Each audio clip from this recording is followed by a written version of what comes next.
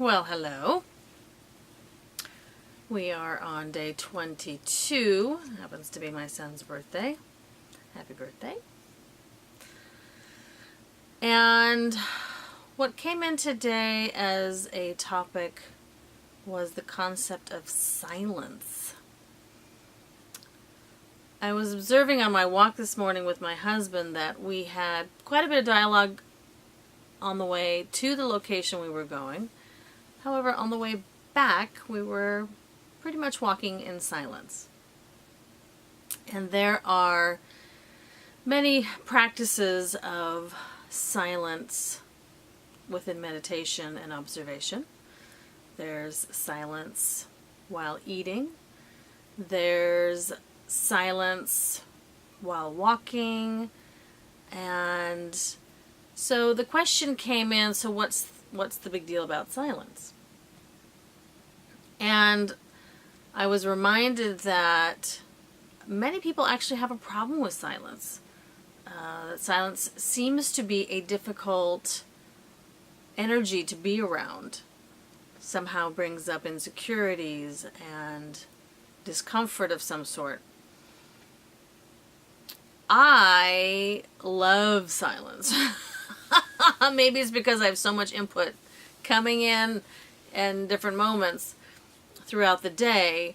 However, I do find that I will drive in the car without radio, and if I'm on my own, in silence, and actually enjoy it. I enjoy and have no problem being with somebody without having to have a conversation. And I have always loved sign language. It's interesting. It's a little bit of a little fascination, appreciation for the sign language community, because they have to really pay attention to what each other's saying, what each other is saying, to get a more accurate conversation. And so silence, yeah. I know several people who really just have a hard time with it, and will try to think of things to say just to create some sound. And so when we look at silence through guidance is asking, what is it that you're afraid to hear within the silence? Right? And can you create silence within an environment of chaos? Interesting idea, right? I have joked, although seriously joked, that I can do body mind whatnots over or within a airplane tarmac, within the tarmac of the airport, if I had to. I have found myself doing body mind energy work in bars and in loud places. Not that necessarily that's the best place for that kind of work, because you have limitations on what you're maybe capable of responding to as the recipient. Not so much on the listening part, but on the recipient, because guidance and intuition can happen anywhere, right? So then it comes up the question of, there are many other sides of silence, which would be that there are some people who don't feel like they could meditate at all unless it's on the hill somewhere silent where there's absolutely no interruption. And I question that. I understand it and I revere the possibility. However, I question that has to be the requirement. It's a desire for sure, but the requirement of it, I have a question about. So, how do you feel about silence?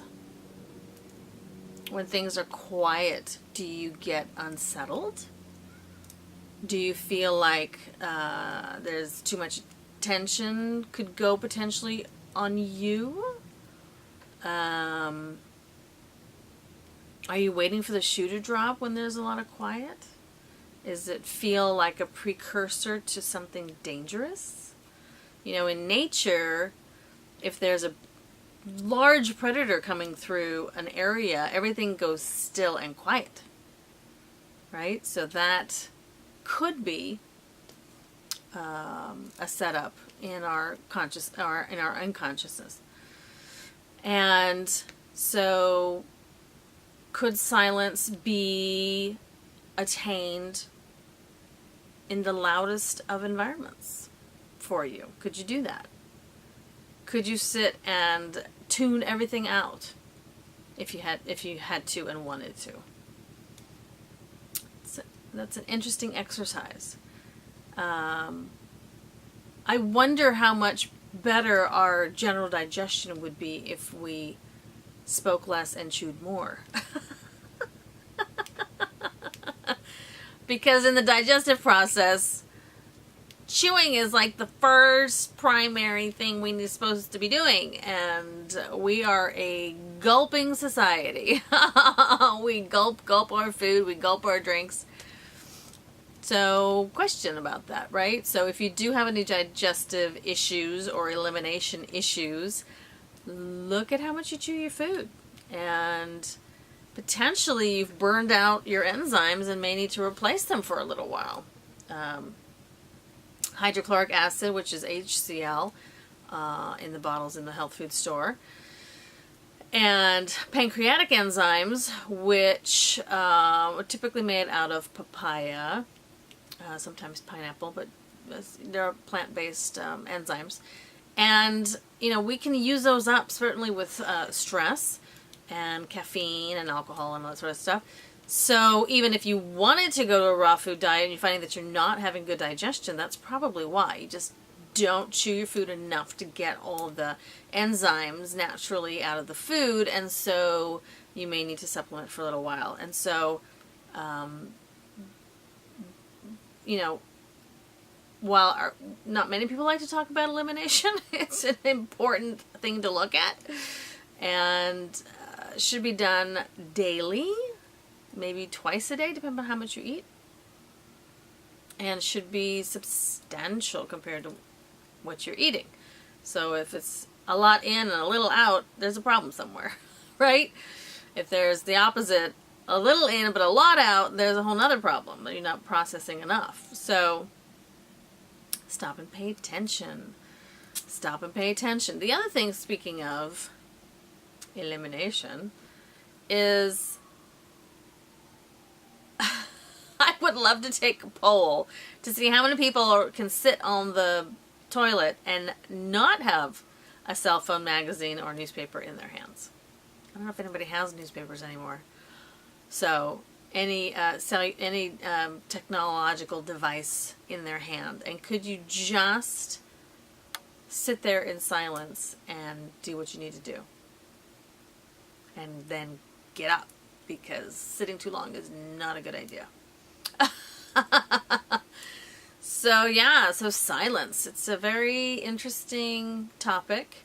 You know, when you're a parent of a young kid, you kind of swing between wanting more silence and being worried that there's too much silence. Is the baby okay? Is the baby gotten into trouble? And all that sort of thing. And then when you have a teenager, teenagers are silent a lot. So you have to dig within the silence to see what's going on. And then when they're done being teenagers and everybody's out of the house, then the house is fairly quiet and silent. And some people, not just moms, dads as well, have to get adapted to that silence. It's a very different energetic silence. So you have sound silence and you have energetic silence.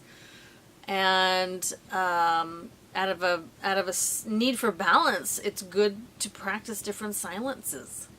Is that a word?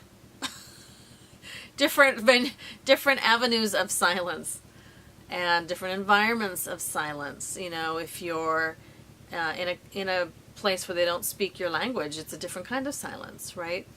And within that, can you start understanding some of the conversations without knowing the language? It's possible. It's possible. And what within the silence are you afraid to hear? Is there something you're afraid to hear or connect to that you've been almost pushing away through loud conversations or loudness around you, loud environment around you? So that's your challenge. How and what do you do with silence? Does it work for you? Does it not work for you? Does it depend on the situation? Just take a look, take a peek and see what's going on. And if that whole digestion thing was a waker-upper for you, you know, when you get past college, those enzymes typically, because of stress, do get used up. So there's your tidbit for the day.